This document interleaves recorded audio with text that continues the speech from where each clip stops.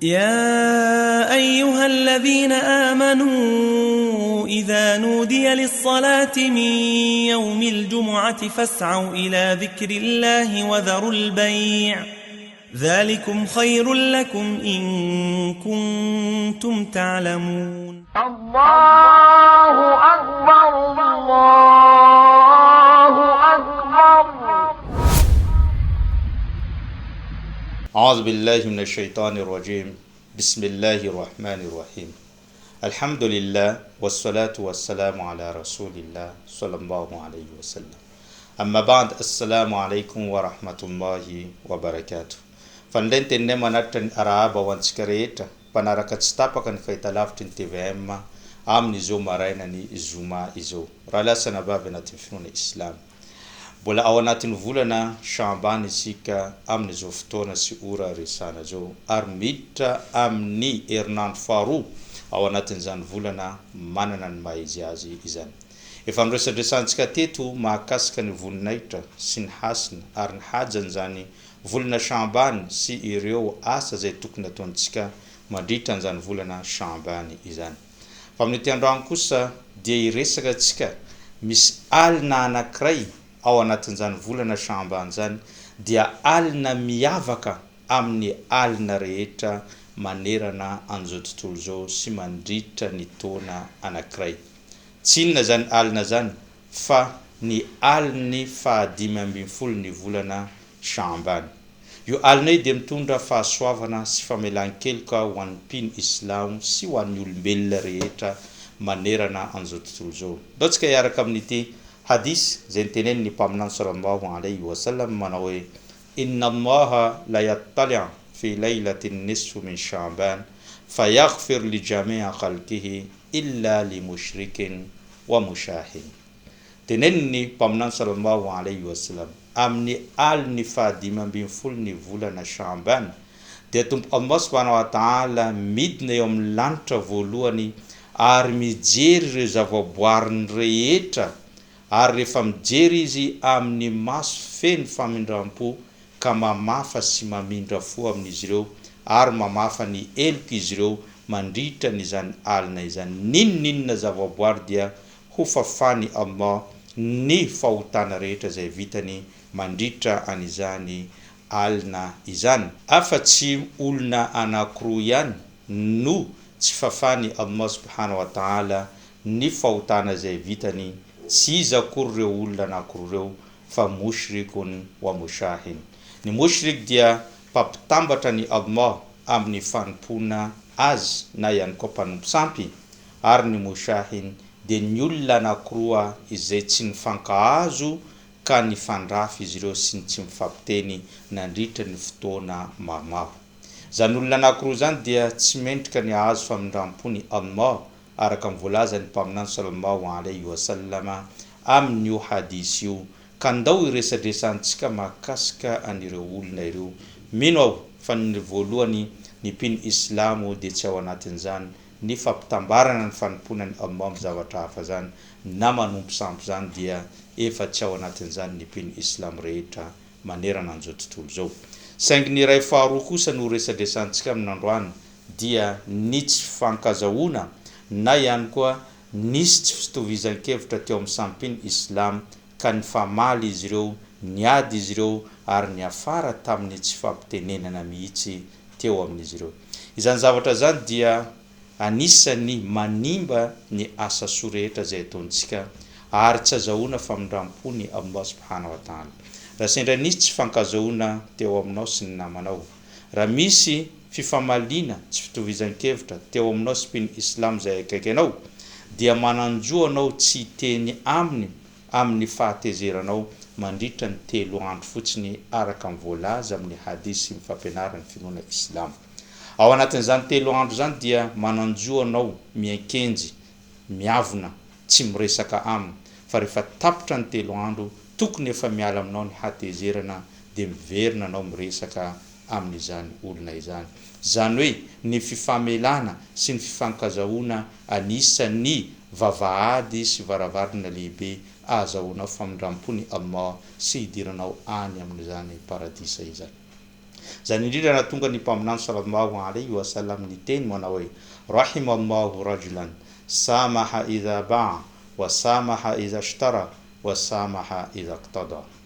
Allah subhanahu wa ta'ala de mamindra fo ho an'ireo olona manaiky mora sy mamindra fo izy rehefa mivarotra, ary mora izy rehefa mividy, ary mora ihany koa izy rehefa mampitrosa na mitrosa amin'ny olona. Fa maninona amin'ireo zavatra anankitelo ireo no nametrany Allah ny famindrampony, satria raha lasana bavy anatin'ny finoana Islam ny resabola no mampiady ny olona ary tsy mampifankahazo olona, ary mety mampifandrafy ny mpiray-tam-po, mety mampifandrafy ny mpivady, ary mety mampiady ny mpiray-tanàna sy ny mpiray vodirindrina. Ka amin'ny alalan'ireo zavatra ireo no teneniny Allah hoe Allah mamindra fo amin'ny olona rehefa izy mivarotra, zany hoe tsy mba sarotiny izy amin'ny varotra, ary rehefa mividy dia tsy mba sarotiny ihany koa, ary rehefa izy mitrosa na mampitrosa dia tsy sarotiny ihany koa, satria resabola no resana. Ka raha ny olona anankiray mora sy tsotra amin'ny resabola dia mora sy tsotra izy amin'ny fiainany akoatran'izay. Ary ny famelana dia takina amin'ny olona anankiray, amin'ny olona zay nanao ratsy ianao. Satria nahoana? Satria efa nampianariny mpaminany sallallahu alayhi wa sallam izany. Tamin'ny vanim-potoanany mpaminany sallallahu alayhi wa sallam niantso ny olona hiditra ao anatin'ny finoana Islam dia teny ratsy, teny mahery, kapoka, ary ihany koa fanosorapotaka no niainany mpaminany sallallahu alayhi wa sallam. Eny fa hatramin'ireo vahoaka ny Makka dia nikendry na ny fofony ainy mpaminany sallallahu alayhi wa sallam, zany hoe mila hamona ny mpaminany sallallahu alayhi wa sallam izy ireo tamin'izany fotoana zany, ka voatery mpaminany nanao sesitany ny tenany nandeha tany Madina. Rehefa tonga tany Madina i mpaminany sallallahu alayhi wa sallam 20 taona taty aoriana dia nahazo fandresena lehibe sy mihezinezina, ka nahazo ny tanànany Makka, ary ilay tanàna izay namono azy, nikapoka azy, niteny ratsy azy, nanao ratsy azy sy nanosipotaka azy no azo ny teo ampelantanany, ary izy no filohan'ireo olona rehetrarehetra rehefa tonga izany andro izany dia vorolany teo akaikiny ireo vahoaka Makka zay nanao ratsy azy, dia nanontany mpaminany sallallahu alayhi wa sallam manao hoe matadhunnuna anni fa'ilun bikum, inona ozy izy mba noeritreretinareo zavatra zay ho ataoko anareo amin'ity androany ty, ny fahefany rehetra, ny hery rehetra dia eo ampelantanako, inona ny mba eritreretinareo ho amaliko ny ratsy zay nataonareo taty amiko. Dia niteny ireo vahoaka Makka manao hoe akhun karim wabnu akhun karim tola amruka samih, ory anao rahalanay, zanakiny rahalanay, ny fahafantaranay anao ry Muhammad dia ny androm-piainanao rehetra dia mandefitra sy mamela ny olona anao, ka mino zay anty androany ty azo famelan-keloka avy aminao. Rehefa niteny an'izany izy ireo dia nitsiky mpaminany sallallahu alayhi wa sallam dia niteny manao hoe idhabu fa antumul tulaqa, mandehana ianareo fa amin'ity androany ty tsy misy valifaty ary tsy misy ny fanaovana ratsy ho anareo, fa misokatra aminareo ny foko ary mamela tanteraka anareo. Zany rehetrarehetra zany dia fampianarana nampianariny mpaminany sallallahu alayhi wa sallam mba ahazoantsika famindrampony Allah, ahavoafafa ny elokantsika dia mamela ny olona zay mety nanao ratsy taminao. Tsy vitan'izany, rehefa avy namela i mpaminany sallallahu alayhi wa sallam dia misy lehilahy anankiray antsoina hoe Fudala, mbola nalahelo, mbola manana lolo-po, mbola tsy maty voalavo an-kibo tamin'ny mpaminany sallallahu alayhi wa sallam. Ka rehefa mpaminany nanao tawaf teo amin'ny Kaaba dia tonga izany lehilahy zany handeha malifaty an'ny mpaminany sallallahu alayhi wa sallam, ka nitondra zava-maranitra izy handeha nindrona an'izany amin'ny mpaminany sallallahu alayhi wa sallam. Rehefa nanao tawaf i mpaminany niodikodina teo amin'ny Kaaba dia nanaraka tataoriany i Fudala. Dia rehefa tonga teo eo anatrehany mpaminany dia nitodika tampoka i mpaminany, ka niteny taminy manao hoe bimaza tuhaddisuka nafsuka ya Fudala, inona zavatra zay mba eritreretinao amin'izao fotoana anaranao ay akaiky ty ry Fudala. Dia niteneny ny Fudala tamin'izay fotoan'izay hoe inni azkurullah, zao izy dia mangataka na manao dhikrullah, mahatsiaro any Allah. dia nitsika mpaminany sallallahu alayhi wa sallam satria fantany mpaminany amin'ny alalan'ny Jibril zay nalefany Allah subhanahu wa ta'ala fa ifodala tia hamono any mpaminany sallallahu alayhi wa sallam dia nitsika izy na enteny fodala zany ittaqillah ya fudala matahorany Allah aza mandaingana nareo fudala dia taorinan'izay dia niraisy ny mpaminany ny tanany ary nisafosafony ny tratrany izany fudala izany dia niteny fudala tamin'izay fotoana zay manao hoe qabla an yada'a yadahu fi qalbi kana abghad ahli al-ardi ila qalbi talohany nametrahany mpaminany sallallahu alayhi wa sallam ny tanany teo amin'ny foko ny tanany teo amin'ny tratrako izy dia izy ny olona halako indrindra tety ambony tany fama in rafa'aha an qalbi hatta sara ahabbu ahli al-ardi ila qalbi fa rehefa noesoriny teo amin'ny foko izy ny tanany dia ifodala no olona tiako indrindra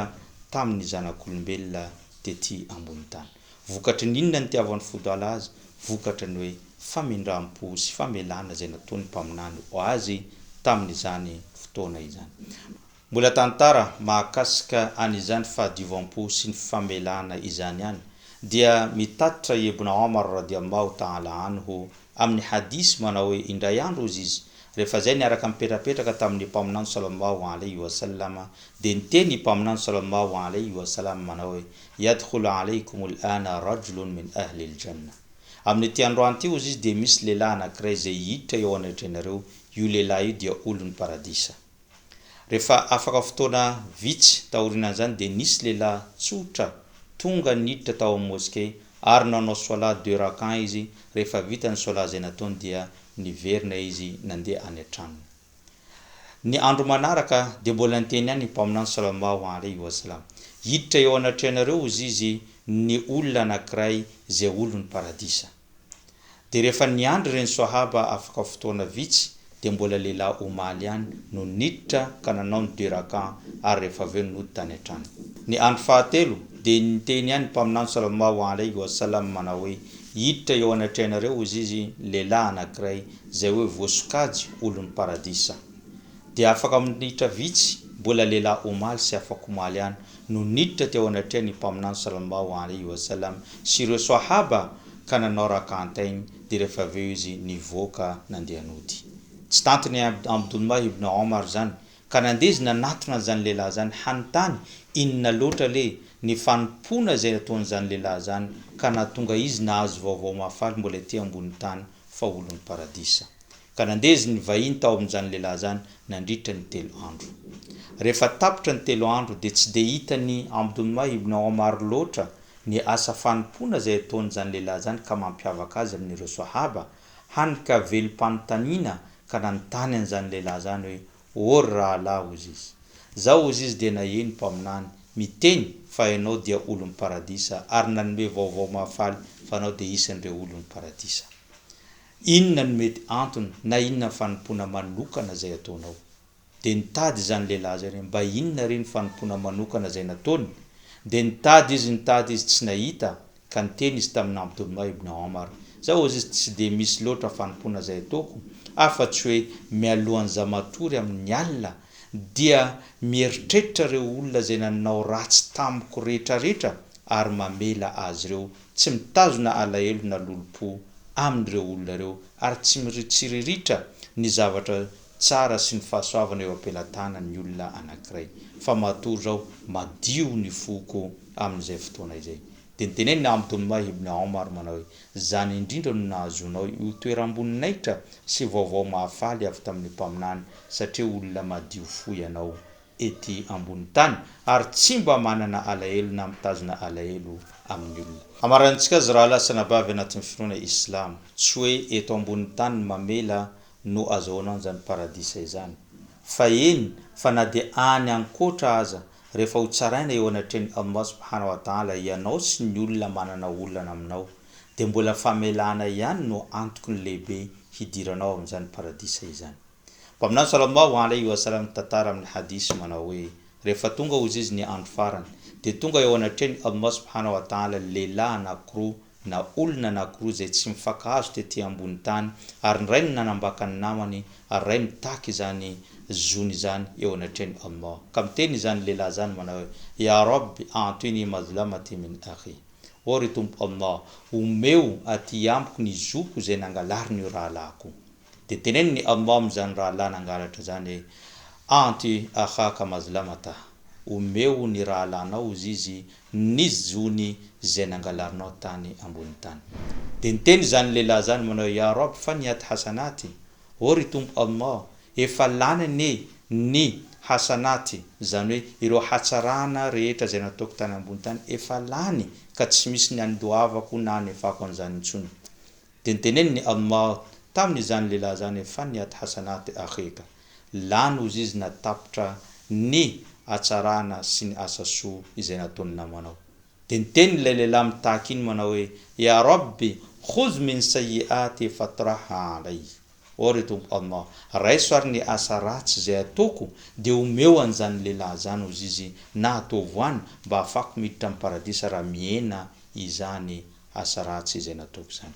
de niteneny Allah subhanahu wa ta'ala manao hoe hal laka min khair min hadha moavena tsy manana zavatra tsara mihoatra an'izany fahakarany asa ratsinao omenao rahalanao zany de niteneny ny lehilahy hoe inona ary ny zavatra tsara mihoatra an'izany de niteneny ny Allah manao hoe atrakao ozy izy ny lohanao ary jireo iny ambony iny rehefa napitraka ny lohany zany lehilahy zany ka nahita teny ambony nahita lapa lehibe zay vita amin'ny volamena sy ny vatosoa de niteneny ny lehilahy iny hoe ya rabb liman hadha al-qasr li ayi nabiyin hadha li ayi shahidin hadha o ry tompo Allah aniza izany lapa vita amin'ny volamena sy ny vatosoa zany ho aniza izany ampaminany iza ny tompony io ary ihany koa ny olona martira tahaka ny ahoana ny tompony io lapa lehibe de teneny ny Allah subhanahu wa ta'ala hadha al-qasr liman yamliku thaman io lapa lehibe io izy dia ho an'olona zay mahavita mividy azy de niteneny ny zany lehilahy zany wa mathaman inona ary no vidin zany lapa izany de niteneny Allah anta tamliku thaman ianao ozy izy no manana sy mahavita mividy an'io lapa io satria anao manana an'izany fa efa mividy an'io lapa io de niteneny ny lehilahy hoe wa mathaman inona ary ny vidin'io lapa io de niteneny ny Allah antafu an akhika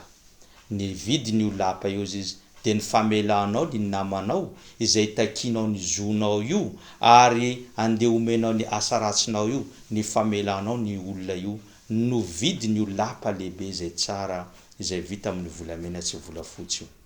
de teo iny lehilahy tonga de niteny kada fautano efa namela azy zao ry tompo Allah subhanahu wa ta'ala de nitenen'ny Allah rehefa namela azy ianao khudh biyadi akhika fadkhul al-janna rehefa avy namela azy ianao de raiso ny tanany namanao miarahana ry roa miditra ao amin'ny paradisa ary mitoetra amin'ny lapa lehibe vita amin'ny volamena sy volafotsy io zany hoe raha lesona raisintsika amin'ireny tantara ireny de tadidio fa ny famelanao na eto ambony tany na any ankoatra de antoka lehibe sy zavatra na ny antony lehibe hidiranao amin'ny paradisany Allah raha tsy mamindra fo amin'ny namanao ianao de tsy amindran'ny Allah subhanahu wa ta'ala fo raha tsy mamela ny namanao ianao de tsy avelany Allah subhanahu wa ta'ala ary tadidio araka ny voalazantsika tena mpiandohana fa amin'ity volana Sha'ban ity de misy alina anankiray zay alina 5 ny volana Sha'ban amafany Allah fahotana rehetra ho an'ireo zavaboary rehetra afa-tsy olona anankiroa zay mpanompo sampy sy ny olona zay tsy mifankahazo na tsy mamela ny namany de tsy azo an'izany famelan-keloka zany ka mamela heloka ny namanao mamindra fo amin'ny namanao ary mifanaraha ianareo fa zay no antoka lehibe hidirantsika any amin'ny paradisa zay ihany koa raha lasa nabavy anatin'ny finoana islam no namarina nyity fandaharantsika tamin'ity androany ity isorako anao nanaraka an'izany hatrana mpiandohana ka hatramin'izao fiafaran'izao ny tenako de mametraka mandrapita fa ho amin'ny zoma herinano ity zao wassalamu alaikum wa rahmatullahi wa barakatuh يا أيها الذين آمنوا إذا نودي للصلاة من يوم الجمعة فاسعوا إلى ذكر الله ذلكم خير لكم إن كنتم تعلمون. الله أكبر الله